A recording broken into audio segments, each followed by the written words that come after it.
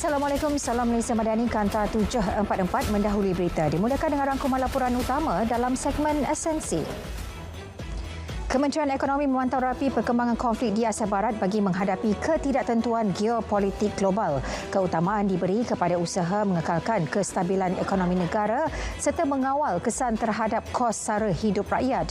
Menurut Menteri Ekonomi, impak konflik bukan sahaja melibatkan kenaikan harga minyak global, malah bergantung kepada tahap intensiti dan tempoh konflik berkenaan. Setakat ini, konflik belum menunjukkan tanda akan berakhir dalam masa terdekat. Dalam pada itu, Majlis Keselamatan Negara menggunakan maklumat risikan daripada Agensi Keselamatan dan Perwakilan Diplomatik Malaysia di luar negara untuk menilai tahap risiko di Asia Barat. Jawatankuasa khas ditubuhkan bagi menentukan tindakan sewajarnya, termasuk langkah pemindahan rakyat Malaysia jika situasi keselamatan memerlukan. Kerajaan turut mempunyai pelan evakuasi bersama Kementerian Luar bagi memastikan setiap agensi memahami peranan masing-masing. Kerajaan akan meneliti kesesuaian pelaksanaan bekerja dari rumah susulan konflik di Asia Barat yang berpotensi menjejaskan ekonomi global. Menurut Menteri Komunikasi, perkara ini akan dibincangkan dalam mesyuarat khas Jemaah Menteri esok. Mesyuarat turut menilai perkembangan harga minyak mentah dunia serta implikasinya terhadap kos tenaga dan sektor pengangkutan. Malaysia Airlines melanjutkan lagi penggantungan sementara perkhidmatan penerbangannya ke Doha sehingga 20 Mac ini. Pelanjutan itu berikutan perkembangan semasa melibatkan persekitaran keselamatan di rantau Asia Barat. Penerbangan ke Doha mulanya digantung bermula 28 Februari lalu susulan penutupan ruang udara di kawasan terjejas konflik. Harga minyak dunia melonjak sehingga $101 setung susulan gangguan laluan di Selat Hormuz. Kenaikan tetap berlaku meskipun Agensi Tenaga Antarabangsa IEA umum pelepasan rizab minyak strategik terbesar dalam sejarah bagi menstabilkan pasaran. Sebanyak 400 juta tong minyak akan dilepaskan daripada rizab kecemasan oleh 32 negara anggota agensi berkenaan. Negara anggota kumpulan 7 G7 turut menyatakan kesediaan untuk melepaskan rizab minyak susulan kesan ekonomi akibat konflik Asia Barat. Malaysia mengecam sekeras-kerasnya tindakan berterusan Israel yang menutup pintu Masjid Al-Aqsa kepada jemaah Islam, khususnya ketika bulan Ramadan.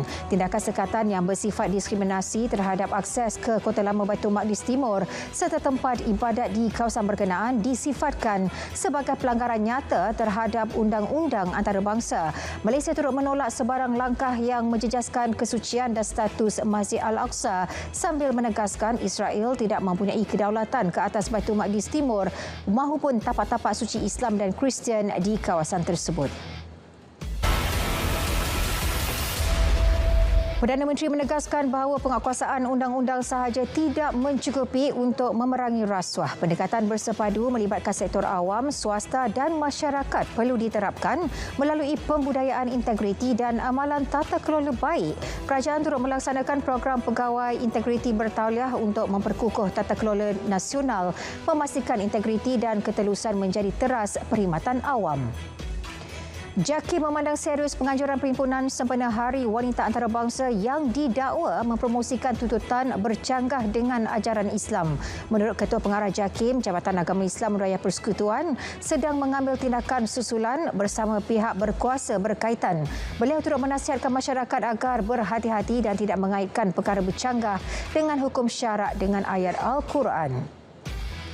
Jabatan Agama Islam Raya Persekutuan Jawi diarah menyiasat spanduk yang menggunakan terjemahan ayat Al-Quran bagi mempromosi budaya songsang. Tindakan itu dikesan menerusi perarakan di Ibu Negara baru-baru ini. Menteri di Jabatan Perdana Menteri Hal Ehwal Agama berkata, Jawi turut diarah mengambil tindakan mengikut peruntukan undang-undang susulan penularan spanduk berkenaan di media sosial. Sementara itu, Jabatan Mufti Wilayah Persekutuan melancarkan Kelab Mufti Muda, animasi Mufti dan buku fatwa dan realiti semasa bagi memperkenalkan fungsi dan peranan Mufti kepada masyarakat. Inisiatif kreatif ini menarik minat generasi muda serta membina pelapis kepimpinan agama berilmu dan berintegriti. Seorang anggota pasukan gerakan AM berpangkat korporal ditahan bagi membantu siasatan kes tembak komander AKPS Bukit Kayu Hitam pada 25 Februari lalu. Ketua Polis Kedah berkata siasatan mendapati suspek berada di kawasan kejadian beberapa jam sebelum insiden dan mempunyai hubungan rapat dengan sindiket geng Pak Su. Ujian saringan air kencing turut menunjukkan positif dadah. Anggota berkenaan dibebaskan semalam dengan jaminan polis. Seorang lelaki berusia 43 tahun direman 7 hari bagi membantu siasatan kes bunuh di Sungai Udang, Melaka. Ketua Polis Melaka menyatakan kejadian berlaku selepas pergaduhan antara suspek dan mangsa berusia 25 tahun berkaitan tuntutan telefon milik suspek. Mangsa ditikam beberapa kali menggunakan parang dan meninggal dunia di lokasi, manakala suspek ditahan di Plaza Sungai Udang. Sungai Petani, Kota Star dan Kulim mencatatkan jumlah aduan pembakaran terbuka tertinggi di Kedah berikutan cuaca panas dan kering. Menurut Pengarah Jabatan Alam Sekitar Kedah, pihaknya menerima 108 aduan antara 1 Januari hingga 28 Februari. JAS akan meningkatkan rondaan bagi mencegah pembakaran terbuka yang merupakan kesalahan serius di bawah Seksyen 29A Akta Kualiti Alam Sekeliling 1974. Permintaan tinggi dari kilang haram pemprosesan sisa elektronik menjadi punca utama e-waste terus diseludup ke negara ini selepas China melarang import pelbagai sisa pepejal sejak 2018. Negara maju mencari destinasi baru termasuk Malaysia sementara sindiket membuat pengisytiharan palsu untuk menghidupkan pihak berkuasa. Usaha membantras e-waste haram memerlukan kerjasama semua pihak serta pemutusan rantaian permintaan dan penawaran. Sebanyak 13,920 kes tunggakan nafkah bekas isteri berjaya diselesaikan bagi tempoh 2020 hingga 2025. Perkhidmatan disediakan bahagian sokongan keluarga Jabatan Kehakiman Syariah Malaysia bagi memastikan perintah nafkah Mahkamah Syariah dipatuhi bekas suami. Antara tindakan diambil termasuk runding cara serta proses undang-undang bagi menuntut bayaran tertunggak. Kementerian Kesihatan sedang meneliti cadangan untuk memendekkan tempoh latihan housemanship daripada 2 tahun kepada 1 tahun bagi menarik minat lebih ramai pelajar mengikuti kursus perubatan. Meskipun ada pihak yang menyokong cadangan memendekkan housemanship, kementerian akan membuat keputusan secara berhati-hati mengambil kira bekalan doktor di negara ini serta faktor-faktor lain yang relevan. Sementara itu, Kementerian Kesihatan tidak akan berkompromi jika hasil siasatan kes kematian doktor pelatih wanita di Hospital Sultan Ismail Petra, Kuala Krai, Kelantan baru-baru ini dikesan mempunyai unsur buli. Tindakan tegas telah diambil sebelum ini termasuk memecat ketua jabatan di sebuah hospital besar selepas siasatan mendapati wujud unsur salah laku terhadap pegawai bawahan. Kes itu masih dalam siasatan PDRM. PDRM memperhebat UP selamat 26 sempena Hari Raya Aidilfitri dengan memfokuskan 6 kesalahan trafik utama yang sering menyebabkan kemalangan. Anggota turut menggunakan kamera bagi mengesan kesalahan di jalan raya. Operasi dilaksana dalam 2 fasa iaitu 18 hingga 20 Mac bagi tempoh pergerakan pulang ke kampung serta 27 hingga 29 Mac bagi tempoh orang ramai kembali ke bandar selepas Aidilfitri. Lebih 2.3 juta kenderaan sehari dijangka menggunakan lebuh raya Utara Selatan Plus pada hari puncak sempena Hari Raya Aidilfitri. Bagi menghadapi peningkatan trafik, pihak Plus mengambil 3 pendekatan utama iaitu pengurusan trafik dan insiden yang lebih efisien, pengagihan trafik lebih optimum serta meningkatkan keselesaan pengguna. Pengguna digalak mematuhi jadual perjalanan digital MyPlus TTA manakala Smart Lane di 34 lokasi strategik turut diaktifkan bagi melancarkan aliran trafik. Seramai 250 warga Kementerian Komunikasi menghadiri program Mahabah Ramadan, Majlis Tadarus dan Khatam Al-Quran di Masjid Muhammadi Angkasa Puri. Program bertujuan mendekatkan kaki tangan kementerian dengan Al-Quran serta menjadi teladan baik kepada masyarakat. 6 agensi KCOM turut menyertai termasuk Institut Penyiaran dan Penerangan Tun Abdul Razak dan Jabatan Penerangan serta FINAS. Raja Pemaisuri Agong Raja Zarif Sofia menghadiri majlis baca Yasin dan tahlil bagi Allahyarham Profesor Diraja Tan Sri Dr. Syed Muhammad Naqib Al-Atas di Istana Negara. Turut hadir Menteri di Jabatan Perdana Menteri Hal Ehwal Agama Dr. Zulkifli Hasan dan Mufti Wilayah Persekutuan Ahmad Fawaz Fazil. Tokoh ilmuwan terkemuka serta pemikir peradaban Islam kontemporari itu meninggal dunia pada usia 94 tahun pada Ahad.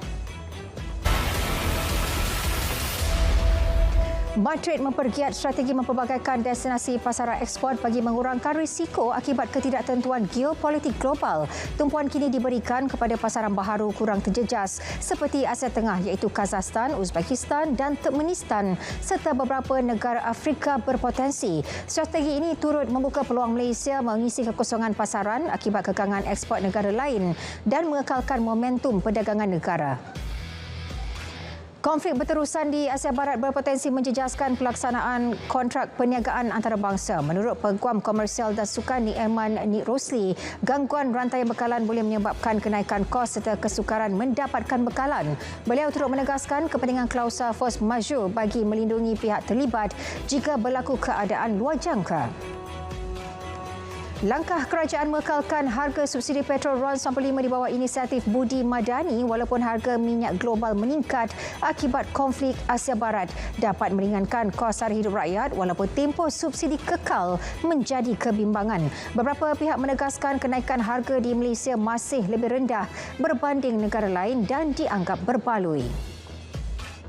Lembaga Tabung Angkatan Tentera LTAT umum kadar dividen 5.35% bagi tahun keuangan berakhir 31 Disember 2025 tertinggi dalam tempoh 8 tahun. Jumlah agihan meningkat kepada RM524.74 juta. LTAT turut merekodkan pendapatan pelaburan RM749.49 juta manakala rizab dana meningkat kepada RM1.31 bilion. Iran melancarkan gelombang ke-40 serangan di bawah operasi True Promise 4 menyasarkan lebih 50 lokasi di Israel serta pangkalan tentera Amerika Syarikat di Jordan dan Arab Saudi. Serangan dijalankan bersama kumpulan bersenjata Hezbollah dari Lubnan dan berlangsung kira-kira 5 jam. Israel mengaktifkan siren amaran di beberapa kawasan dan memulakan serangan udara berskala besar ke atas ibu negara Iran. Presiden Iran Masoud Pezeshkian menegaskan bahawa penyelesaian konflik dengan Amerika Syarikat dan Israel memerlukan pengiktirafan hak Iran, pembayaran pampasan dan jaminan antarabangsa. Beliau menyatakan Iran hanya menyasarkan lokasi yang digunakan untuk menyerang wilayahnya sambil memberi amaran kegagalan menangani punca konflik boleh menggugat kestabilan global. Sementara itu, Kor Pengawal Revolusi Islam Iran memaklumkan akan terus melancarkan serangan terhadap pangkalan tentera Israel dan Amerika di seluruh Asia Barat sehingga ancaman perang berakhir. Pertubuhan Bangsa Bersatu PBB memberi amaran konflik yang semakin memuncak di Asia Barat memberi tekanan besar terhadap operasi kemanusiaan global. Ketua Bantuan Kemanusiaan PBB Tom Fletcher berkata dunia kini berada pada tempoh genting khususnya bagi Asia Barat dan juga masyarakat antarabangsa secara keseluruhan. Keadaan itu diburukkan lagi dengan penutupan ruang udara di beberapa kawasan serta sekatan laluan perkapalan melalui Selat Hormuz yang merupakan laluan maritim kritikal bagi perdagangan dunia. Menteri-menteri luar dari negara yang majoriti penduduk beragama Islam menggesa Israel supaya segera menghentikan penutupan pintu masuk kompleks Masjid Al-Aqsa sambil mengecam tindakan berterusan menutup kawasan itu kepada umat Islam khususnya pada bulan suci Ramadan. Baik saudara, sekian Kanta 744. Assalamualaikum. Salam Malaysia Madani.